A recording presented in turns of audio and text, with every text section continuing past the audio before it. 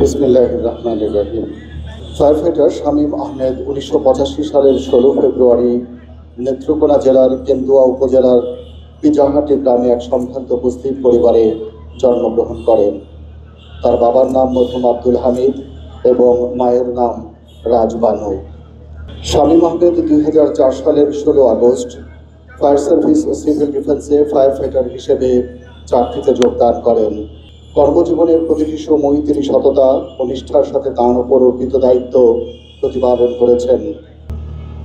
আল্লাহু আকবার। আসসালামু আলাইকুম ওয়া রাহমাতুল্লাহ। আসসালামু আলাইকুম ওয়া রাহমাতুল্লাহ। লা ইলাহা ইল্লাল্লাহ মুহাম্মাদুর রাসূলুল্লাহ। অন্তর্হৃদয়ে আমরা আজকে এখানে উপস্থিত হয়েছি। আপনারা জানেন যে গতকাল রাত্রে গাজীপুরে একটা কেমিক্যাল কারখানায় একটা বড় ধরনের দুর্ঘটনা হয়। এই দুর্ঘটনায় আমাদের 4 জন ফায়ার ফাইটার আহত হন। এই 4 জনের ভিতরে আজকে একজন আমাদের ছেড়ে চলে গেলেন। আরও 3 জন আমাদের বার্ন ইউনিটে ভর্তি আছে। এর ভিতরে একজনের অবস্থা একটুখানি অন্যান্য থেকে একটু খারাপ, আরেকজনের 42% আছে, আরেকজনের 5%। আজকে সিঙ্গাপুর থেকে একজন ডাক্তার আসতেছেন, উনি হয়তো 10টার দিকে এসে পৌঁছবে। তারপর ওনার অ্যাডভাইসের পরিপ্রেক্ষিতে আমরা পরবর্তী কার্যক্রম গ্রহণ করব।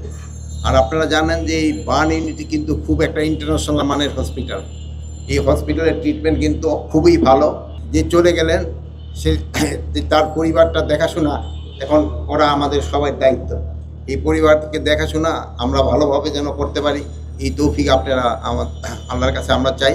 দোয়া করবেন আল্লাহ যেন তারে জান্নাতবাসী করেন এবং শহীদের মর্যাদা দান করেন।